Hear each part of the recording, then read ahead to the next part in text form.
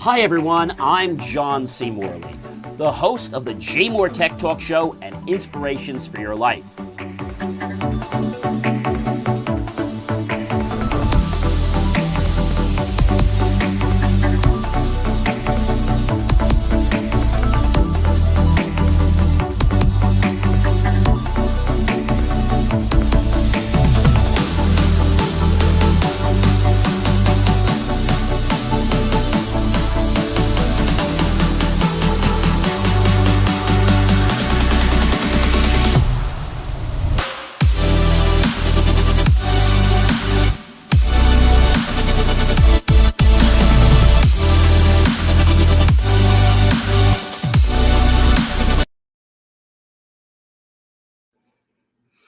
Well, hey everyone, it is John C. Morley here, serial entrepreneur.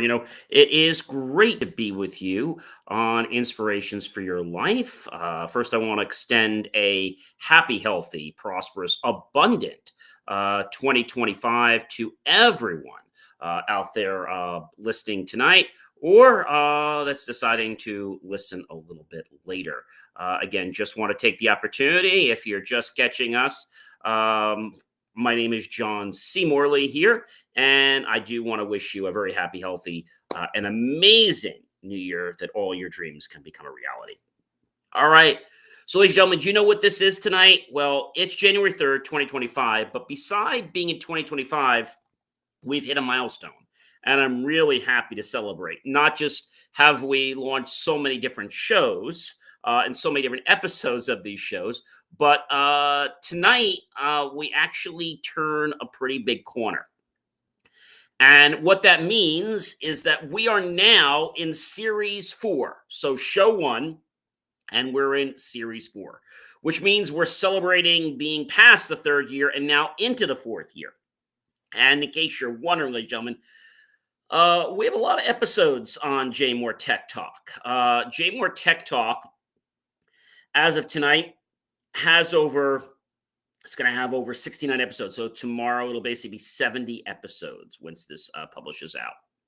So great to have you there. If you are a station manager and looking to get content for your station, do want to let you know that both JMOR Tech Talk and Inspirations for Your Life have adopted a pretty strict standard in that we now follow a real strict time crunch. So if you're watching one of our half-hour shows like most Inspirations for Your Life, it ends at exactly 28 minutes.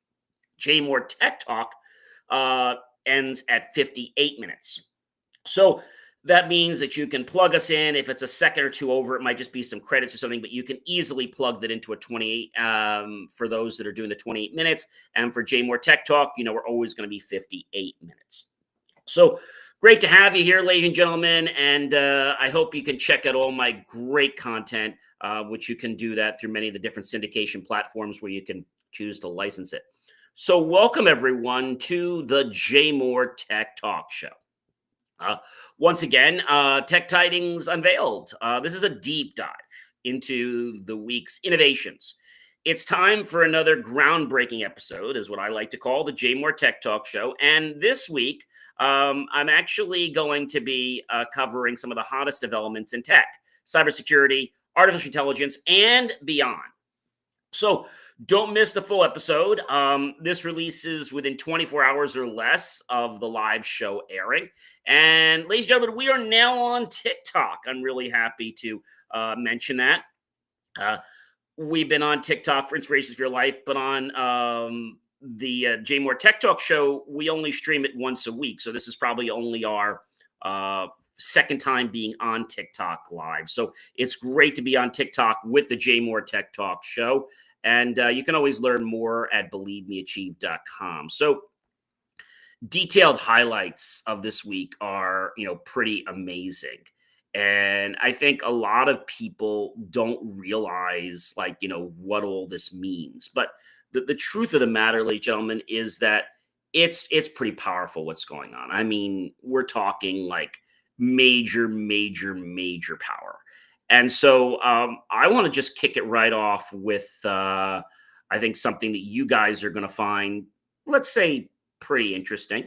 And that's going to be our very first point.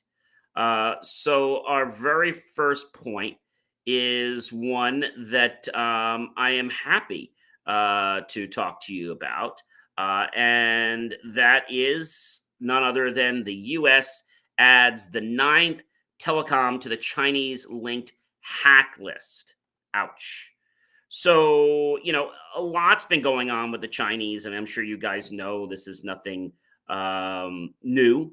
But in one breath, it's been a lot. It's been a lot for most people to handle. And I want to let you know that, it's important that we understand, like I said, what's going on. Because if we don't, it could be a really serious problem for the world. So the U.S. adds the ninth telecom to the Chinese linked hack list.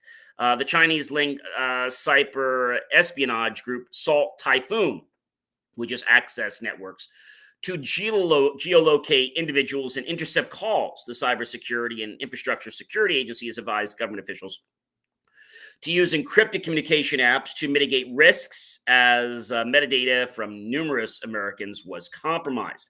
Federal officials, including Senator Ben Ray Lujan and FCC Chairwoman Jessica Rosenworcel, have called for urgent measures to secure communication networks, while Chinese officials deny the accusations. Of course they do.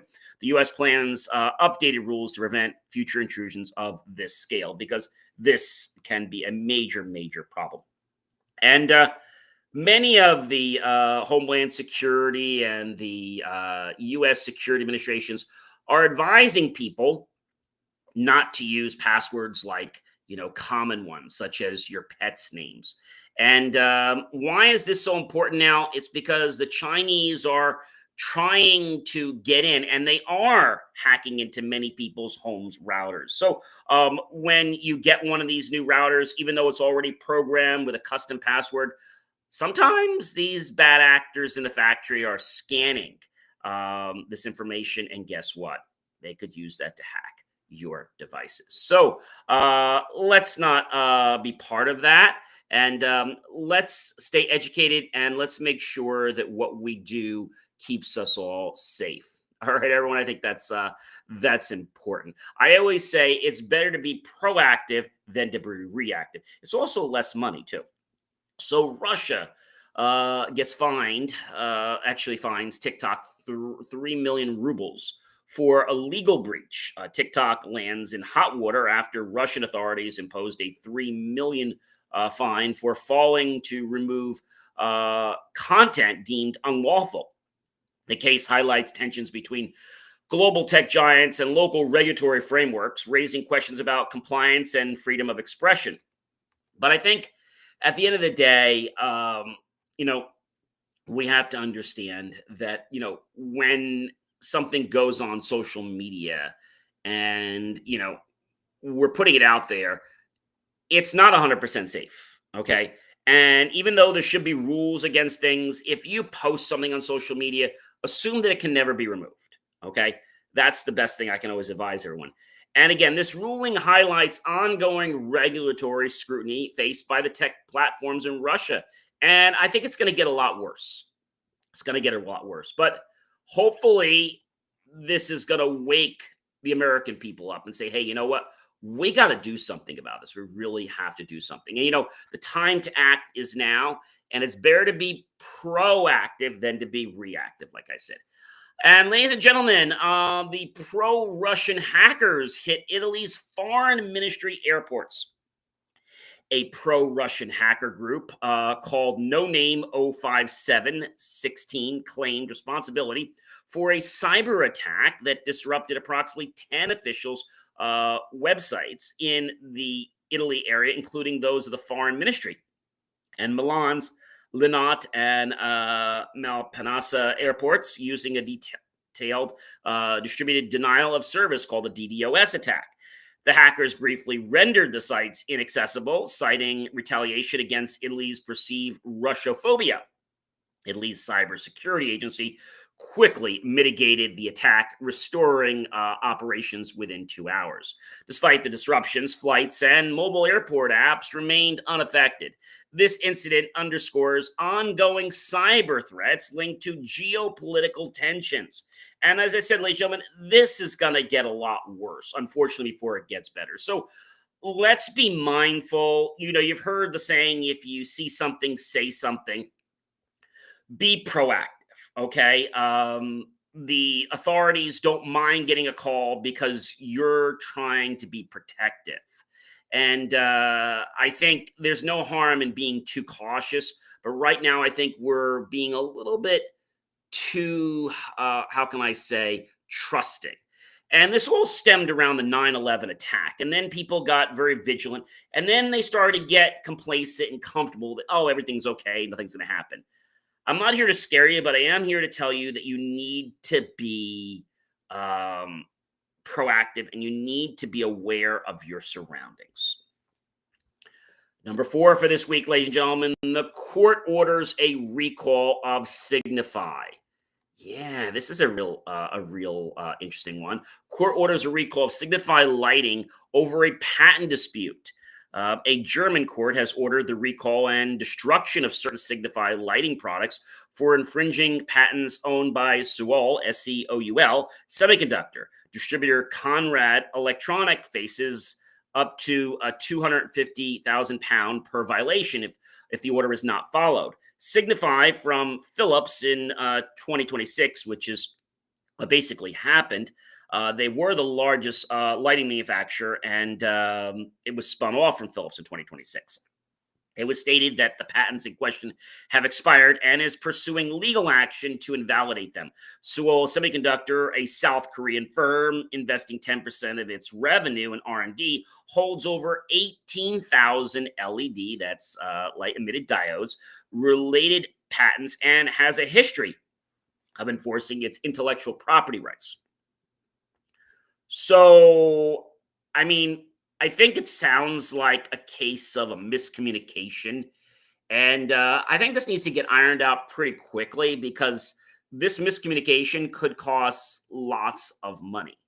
So Signify LEDs have been very well known, in the industry for quite a while. And I think, this could cause a lot of problems. You're talking about, Philips, you're talking about Cooper Lighting Solutions, you're talking about Advance, Bodine, and Wiz, just to name a few. And you're talking about things like exit and entry, wide variety of exit and emergency products, including wet location exit signs. Philips Dynalight offering powerful integration tools to bring your next project to life. And so I think the issue with this is that there is a big miscommunication. And so, when we think about, Signify and Signify Lighting LED, they're used all over the place. All right. And, you could buy Signify just about on almost any site. But Signify puts together commercial lighting products. And it just seems right now that somebody's got their wires in a twist. What I like to say is there is a miscommunication here. And I hope that they can resolve this soon because it seems like it's just a very big misunderstanding. But if they don't resolve it, this could result in thousands, if not millions of dollars in fines that are going to need to be paid. So hopefully they do get on their toes soon about that. And ladies and gentlemen, the European Union Airlines approves Google's proposed search changes.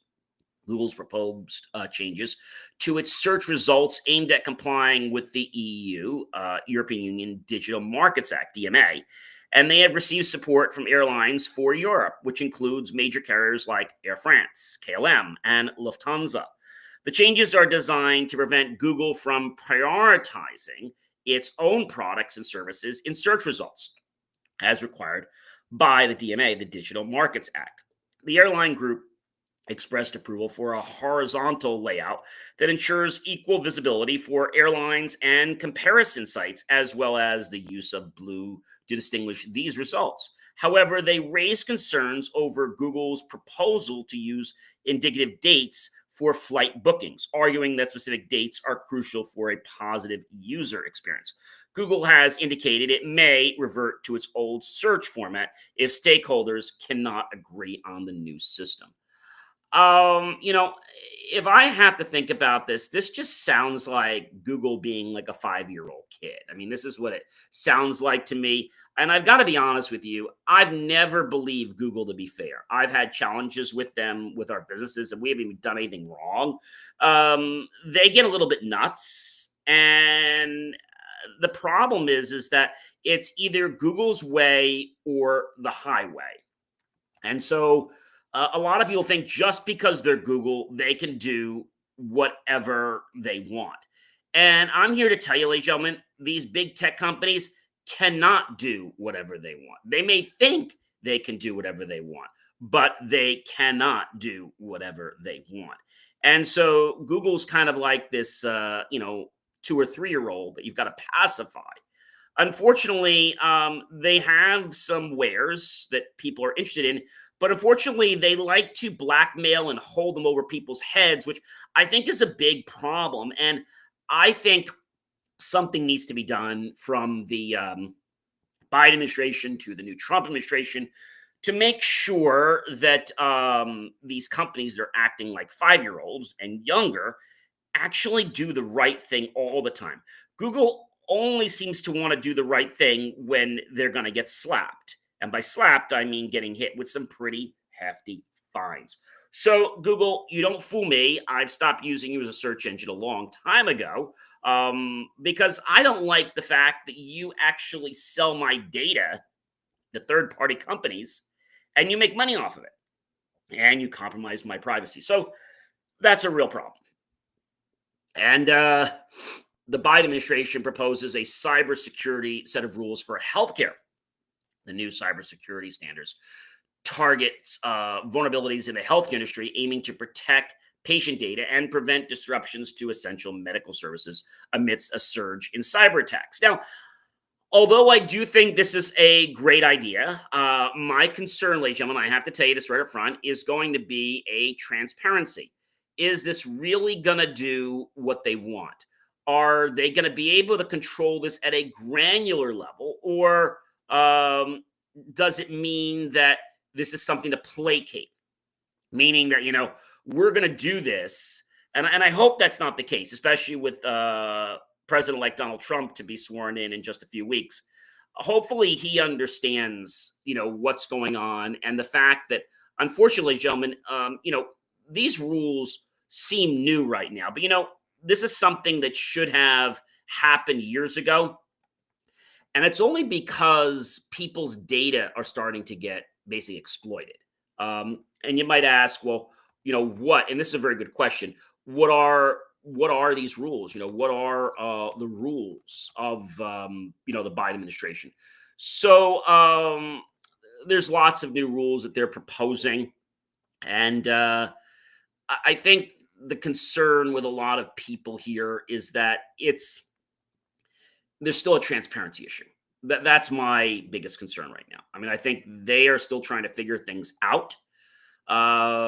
Depending on who you talk to, what sites you go to, healthcare organizations may be required to basically up their cybersecurity to better prevent sensitive information from being leaked by cyber attacks, like the one that Ascension and United Healthcare got hit by recently. So, having several clients of ours that are in, the healthcare industry, I have to tell you that, we tell them what they need. And most of the small and medium-sized companies and even small hospitals, they pay attention. But it's these larger companies that think they own the world. And they're really being foolish because they don't want to spend a little bit of money. What's a little bit of money? Well, it depends. I mean, they could be talking anywhere from a few $1,000s a year to maybe $5,000 or $10,000 a year. But if you take that amount of money, let's just say hypothetically, let's say for one hospital. I mean, let's just take the numbers and make it pretty easy.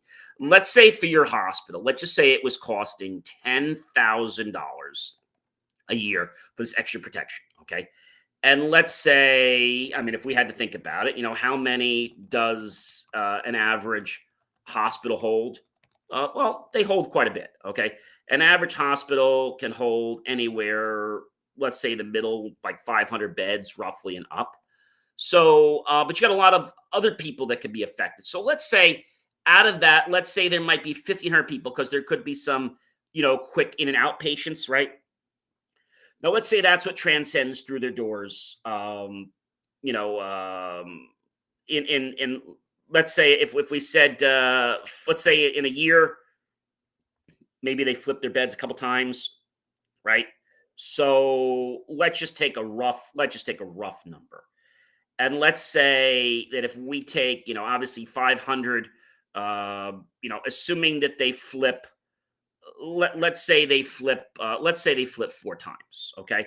And let's say on top of that there might be another 1,500 of walk-in traffic that comes for like quick visits and stuff.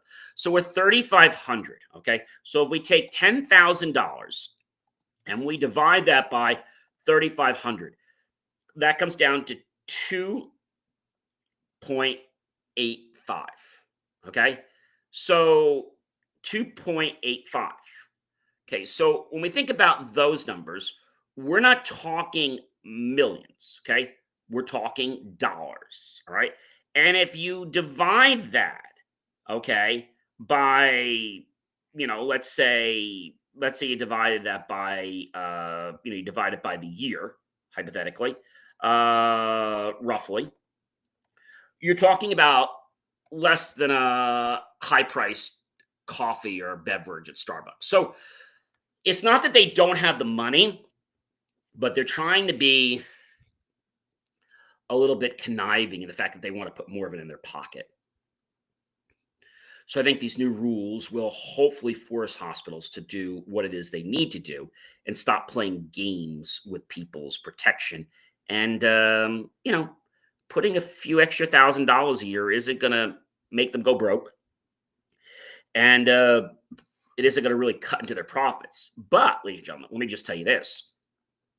If one of those cases were to come up, and let's say a violation was to be hit, let's just say one violation, we could be talking $20,000. Let's say that there was one violation every month, okay?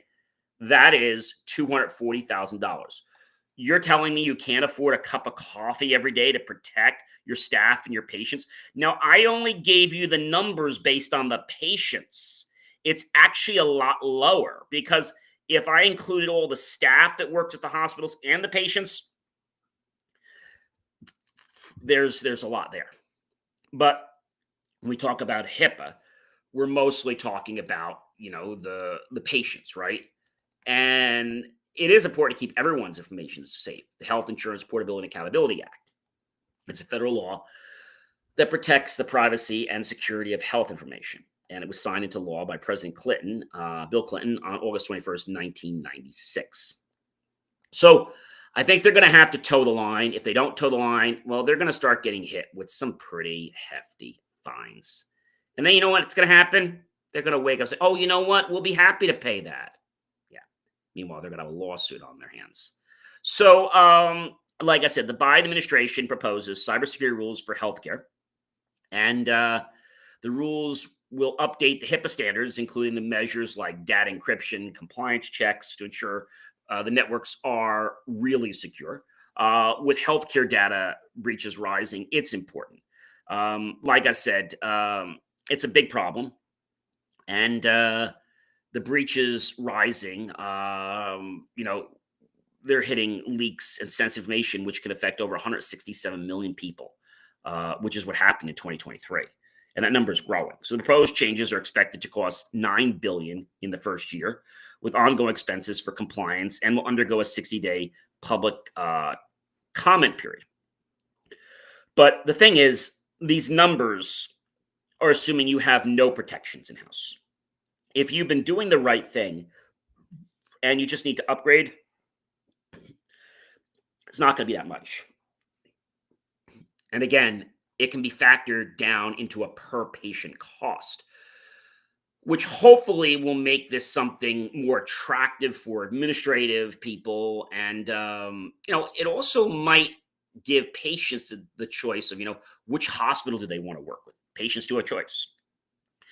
And if your doctor or if your medical facility is not following certain standards, well, you might just not want to work with them, right? So that could be a serious problem.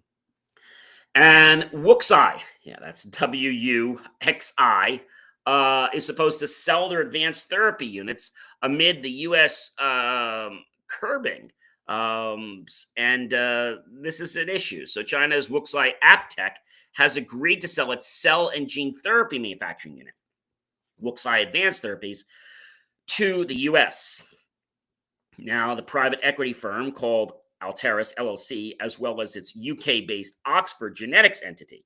The move comes amid heightened U.S. restrictions on Chinese firms due to national security concerns, particularly targeting companies involved in sensitive areas like healthcare and genetics.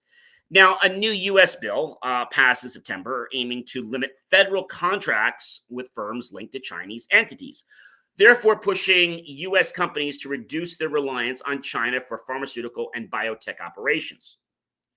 The terms of the deal were not fully disclosed, but a lot of people are getting scared. And I think it's a very good idea, ladies and gentlemen, that we are actually making the choice. Well, the choice is being made for us, because what's going to happen if you don't do this, you're going to get hit with lots of fines. And I just see this being a huge, huge problem. So we've definitely got to be concerned with, what's going on there, and make sure that we're doing more stuff in the U.S. We've all known that our own data can't be always trusted, outside of our country. So I think it's better that we do keep things in the United States. I don't know if you guys know this, but there is a rumor, but it seems like it's going to be coming true. The ending, ladies and gentlemen, of the paper passport. So I know a lot of you probably carry your passport pretty close to you when you travel. The paper passport is gradually becoming obsolete as facial recognition technology and smartphones are replacing traditional travel documents. This shift aims to speed up airport procedures and reduce friction during international travel. Countries like Finland, Singapore, and the UAE are trialing systems where travelers' facial data, once stored on a physical passport, is now digitally linked to their smartphones. However, privacy concerns are rising, with experts warning about the risks of surveillance, data breaches, and system malfunctions. Despite these concerns, the adoption of digital travel credentials, DTCs, continue to grow, with plans for further integration into other areas like hotels and historical monuments. So, although I think it's good we're getting away from paper, but I think this whole idea that the information is going to be a central repository as opposed to just something on somebody's phone. You know what I'm saying? I like the idea when we talked about COVID, and many of us that got our vaccinations, I still have mine on my phone, was a digital certificate. The digital certificate proved that I got vaccinated. So you might be saying, John, how does that work? Well, it's really simple. But the thing is, I just go to my phone, I pull up, my my payment app, and it has them all stored in my wallet. And so I think that would be a good idea. I don't like the idea that it could be linked to a national system. I see that being trouble. I see that being a big trouble problem for a lot of people. And what if it falls in the wrong hands? And how do we know that what we're really doing is safe? I mean, it's not like we're trialing it very long. I mean, you might be asking yourself, is there a privacy issue with digital passports? And many are going to say, well, of course not. I'm here to tell you there is, because the information is being stored somewhere else. Okay, it may sound like a phenomenal idea. Okay, but your privacy is so very, very important. And there's a lot of discussion about, whether to create the new system or not. I mean, there was even the question about digital vaccine passports. I think that was okay because, they got processed and then they got sent off to us via email. We can install them. And that was it. It wasn't like it was linked to some big database that got monitored. So I see that as a concern. And, facial surveillance, I see as an issue. And you might be asking me, so why is facial recognition a security concern? And you'd be right to ask that question. So when I go to the airport, first of all, I'll let you know that I don't participate in that. When it comes up to that time, I just stand to the right of the camera and I just tell them I'm opting out of the facial scan. And so they go through a few extra checks, right? So, when the facial recognition is local, it's one thing, but when it's stored on a database that's nationally accessible, you got issues like lack of consent.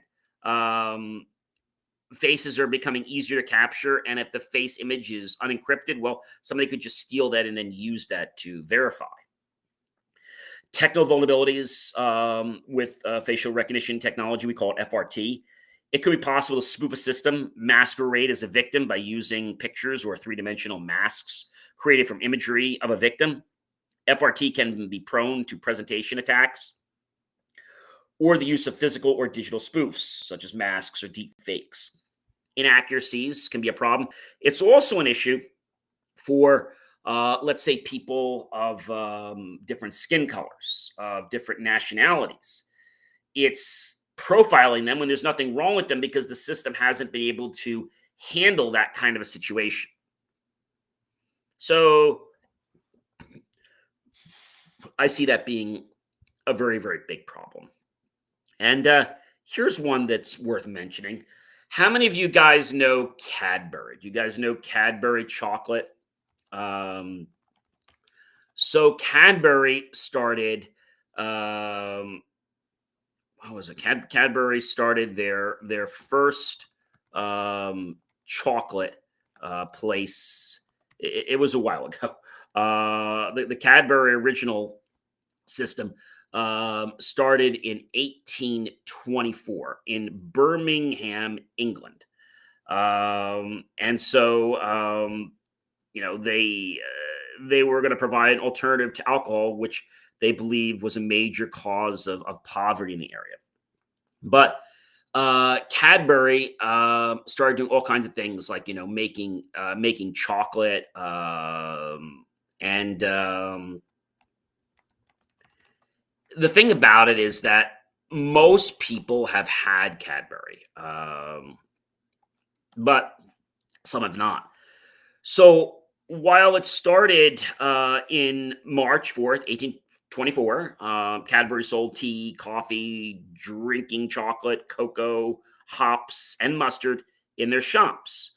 There is a pretty long life history of Cadbury. Cadbury in 1831 moved into a factory in Bridge Street to produce a variety of cocoa and drinking chocolates. In 1847, Cadbury partnered with their brother, Benjamin, and the company became known as Cadbury Brothers. In 1849, Cadbury introduced their brand of chocolate bar. In 1854, Cadbury received the royal warrant as manufacturers of chocolate and cocoa to Queen Victoria. In 1878, Cadbury bought a 14-acre meadow just outside Birmingham and named it Bourneville. They moved their production to Bourneville to create a better quality of life for their employees. In 1897, Cadbury created their first milk chocolate bar to compete with the Swiss chocolate. In 1988, the Hershey Company acquired the U.S. Cadbury license.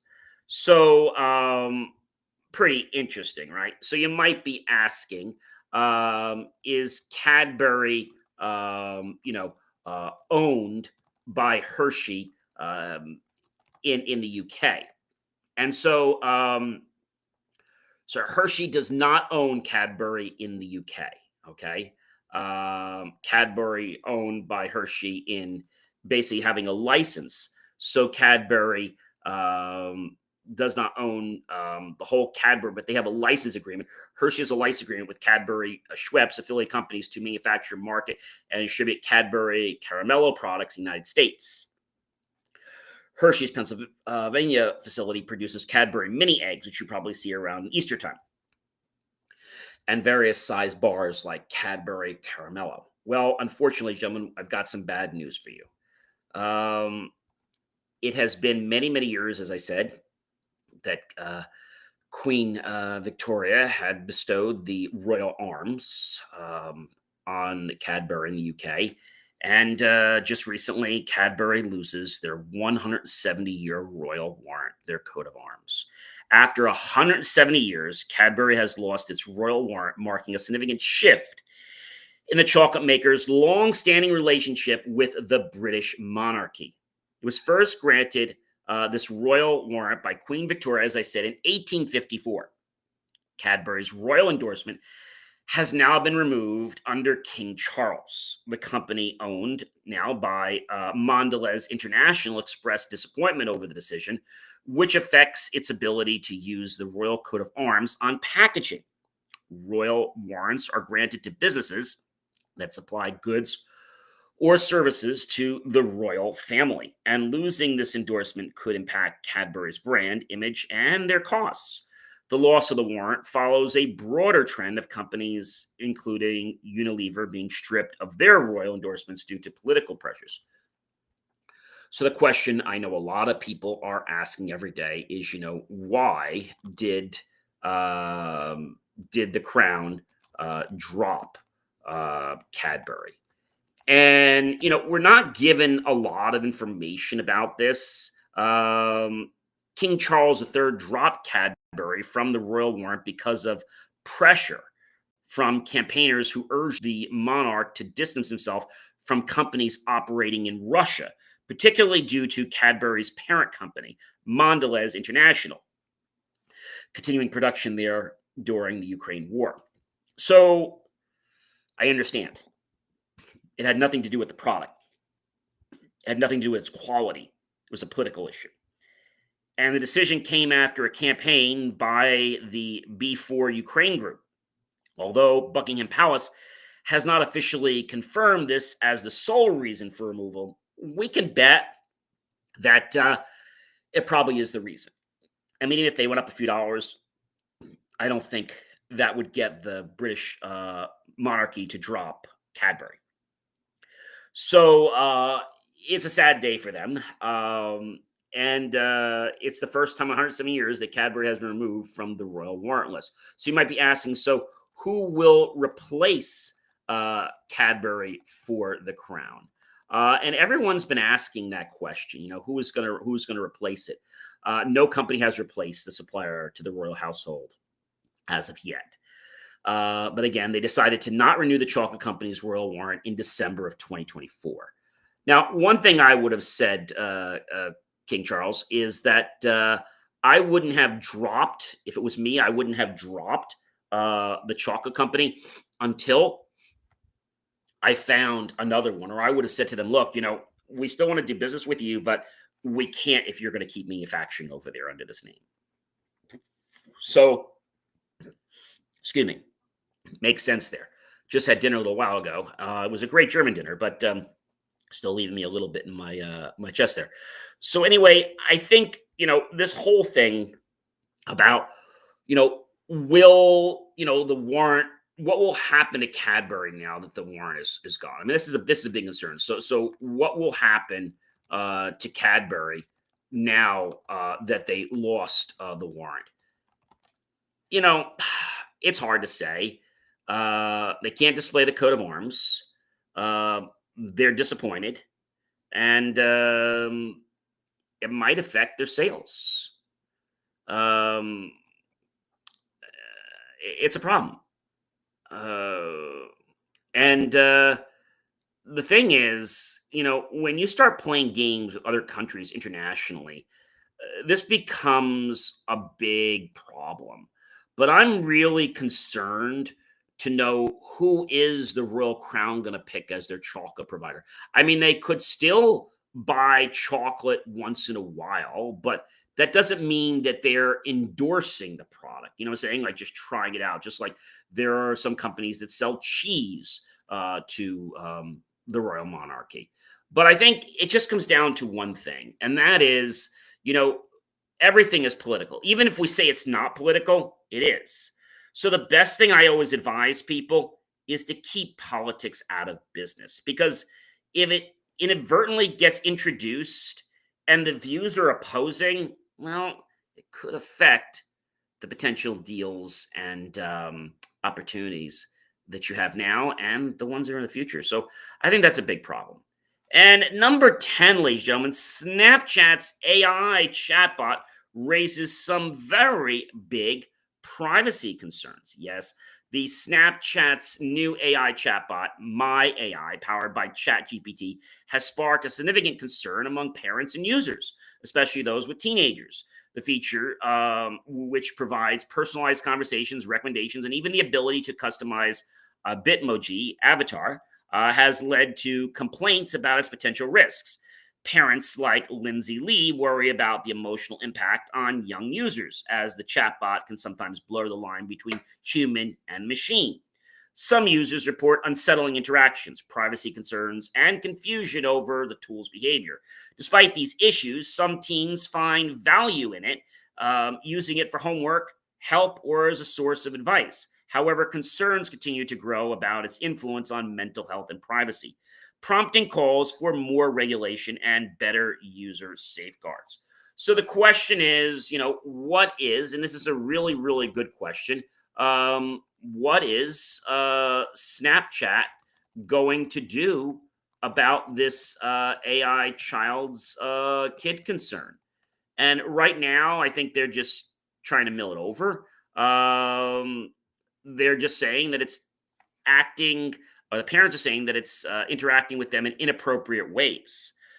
We all know about it was an AI system. It was actually an AI system in the UK that was, let's just say, using inappropriate language and was shut down.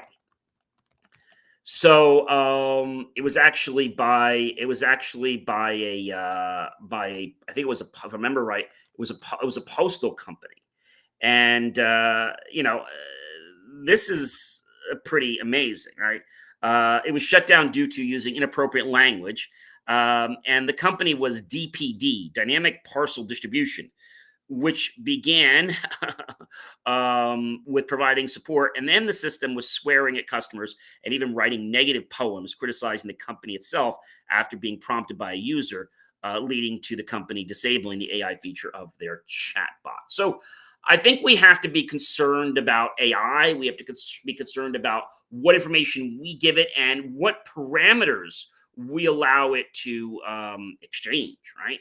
Many people don't know this, but a lot of the chat systems out there, ChatGPT, Claude, and other ones out there, they have some very strict settings in them, which will not allow you to get it to say certain things or do certain things for fear that it could cause inappropriate responses. And ladies and gentlemen, this is a really interesting one, which I know you're going to love.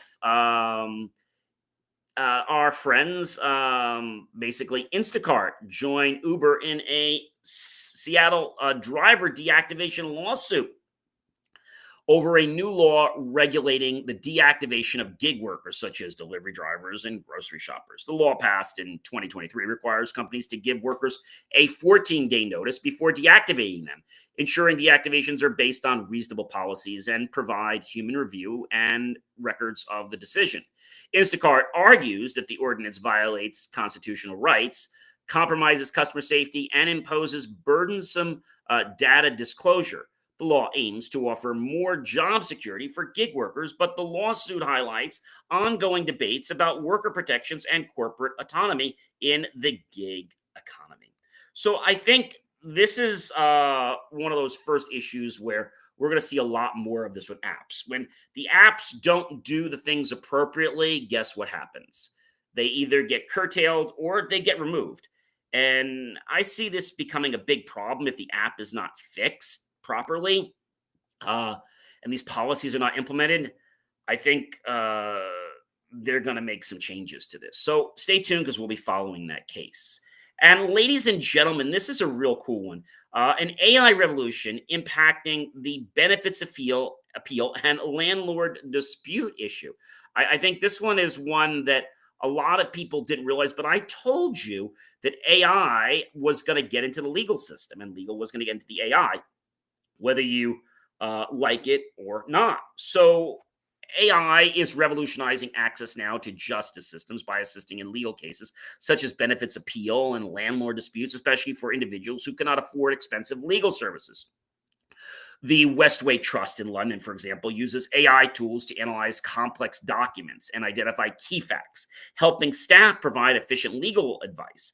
These tools save hours of manual work, making legal help more accessible to vulnerable populations.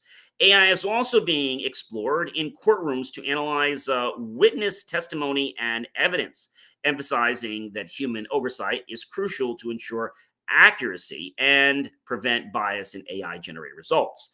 The ongoing evolution of AI and law promises to improve fairness and reduce the financial burden of legal battles. But I definitely think we can't make it the be all end all, right? And here's one I think you're going to find a little bit interesting. Mr. President elect Donald Trump asked the Supreme Court to halt TikTok shutdown. Yes, President-elect Donald Trump has requested the U.S. Supreme Court to intervene and halt a federal law set to ban TikTok coming up this month. In a brief that was filed on December 27, 2024, Trump argued that the potential shutdown could infringe upon the First Amendment rights of millions of Americans. He expressed the desire to resolve the issue, though negotiations rather the ban that would take place. So he'd rather have the negotiations to kind of resolve this, highlighting the importance of keeping the popular social media platform operational. Now, what you don't know, ladies and gentlemen, is he's not just doing this to be a good guy. He's doing this because he got a lot of the younger votes, the 20s and 30s people. So he says, I think we should keep them around for a little while. And New York, ladies and gentlemen, yes, is now going to be monitoring AI usage under a new law. The New York State has enacted a law requiring government agencies, this is pretty cool, to monitor and disclose their use of artificial intelligence software. The law mandates that agencies conduct reviews of AI tools, including algorithms and computational models, and submit reports detailing those reviews to both the governor and legislative leaders.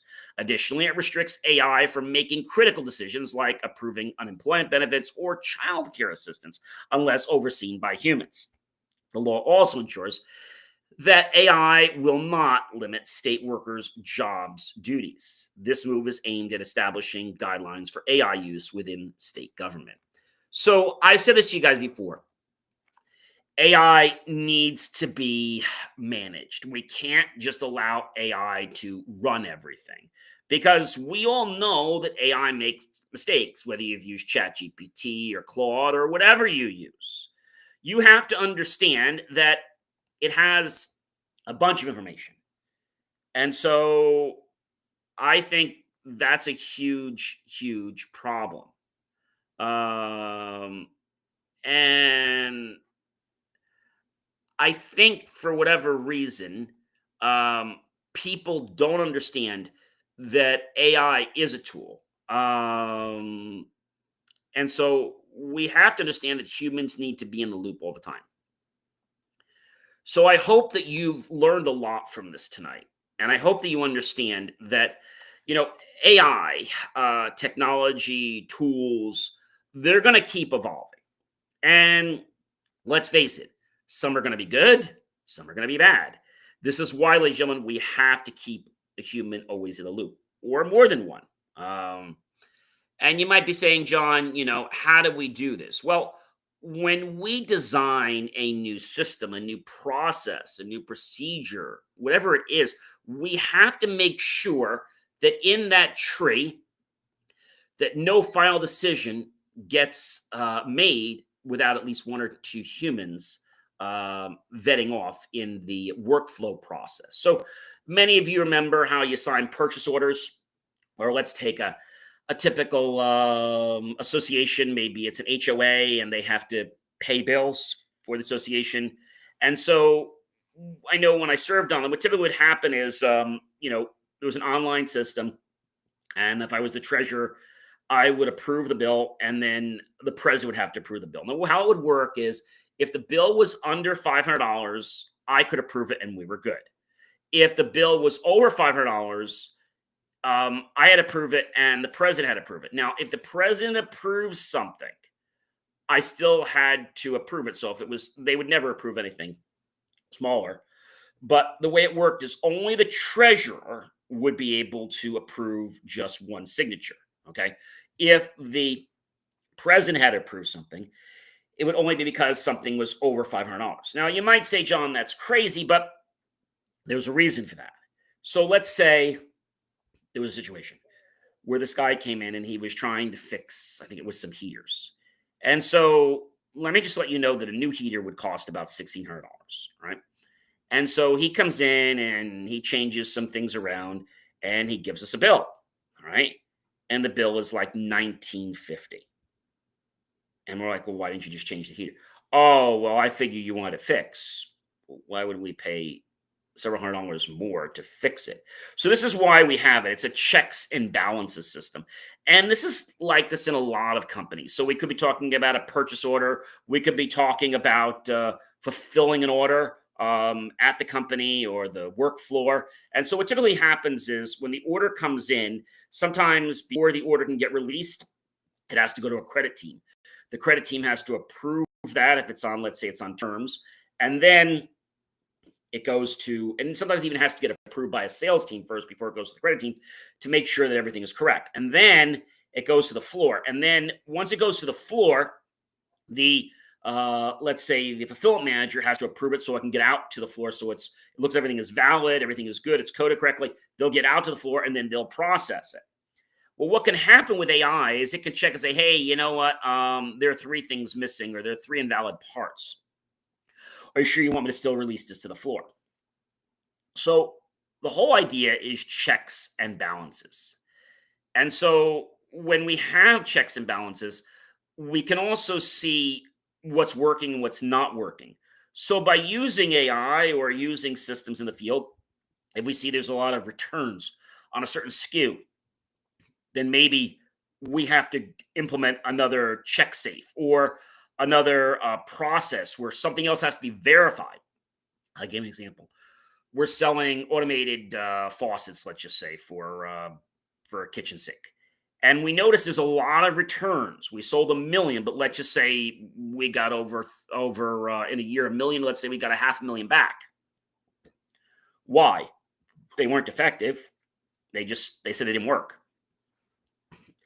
Well, it wasn't because they didn't work. It's because out of a lot of those installations, the right questions weren't being answered. And it's because we didn't ask those questions. So the part we were shipping was assuming that it was a new install. But in a lot of those installations, it was actually an old install. So there's 2 ways to handle this. One, do we add that extra part into the box, which is an extra $30, or let's say in our cost, it might be an extra $10, or do we ask that question, hey, is this for a new install or an old install? And so that's one way of mitigating the whole process. And so we can learn from the data. And I like to say that if we can learn from our own data, and we don't necessarily have to share that data. I like to use AI to learn from our own data, and then from that data, we can figure out what steps do we need to take next. How is our process? How is our flow? You might have heard of that before, right? Our flow. And so I think a lot of people fear AI because they think they're going to lose control. AI is meaning to be there to save us time so that redundant tasks can get done quicker and more efficiently, all right, than us trying to thread needles when machines can do that in a fraction of a second. I'm just giving you an example, but you can obviously understand. But it's very important, ladies and gentlemen, to keep a human or two in the loop. It's also important to look at the data, to look at, what's happening. how it's processing the data, how is it responding to the data, what are our returns like, is it affecting our sales, and different things like that. So if we can understand how our data goes in and how the data goes out, we can be a lot more productive and efficient and cost effective, because now we know how our data is being used. And once we know how our data is being used, we can then tweak our operations instead of losing money. So in that case where we had, let's say, 500,000, let's say, machines, parts coming back to us, which were these faucets, and these faucets, let's say, were like $1,200 a piece, and we're getting 500,000 back. That's a lot coming back to us, and they're saying they don't work. And so if we think about that, let's just say that each one of those, hypothetically, let's say each one of those cost us $800. Okay. So if we take 800, right, times basically 500,000, okay, $4 million, 400,000, really dollars. That's a lot of money. $400,000 or $4 billion. So, when we think about this, I think a lot of people don't understand that data is here to make our world better. And so the AI world is a world where things can move and operate, but sometimes, and more oftentimes, it gets things wrong because it doesn't understand the human factor. It doesn't understand that things are not always correct. It doesn't understand that it's not just an A or a B. And then switching from an A to a B could be the difference of something that costs us $1,000 an hour. And we as humans would know that, but the AI system might not know that. And in a matter of a day, we could have just wasted $12 million because of wrong decisions. Does that make sense, everyone? All right. So this is our very first show for January. This is January 3rd, 2025. You can catch previous shows. You can catch the Inspiration for Your Life show and many of my other pieces of content by visiting believemeachieve.com. Now, that's a pretty amazing place to go. And you can check things out there pretty much anytime you want. So, ladies and gentlemen, I look forward to seeing you soon, which will actually be next week. So have yourself a fantastic rest of your weekend. And I'll catch you guys on January 10th on Series 4, show number 2. Take care, everyone, and be well, everyone.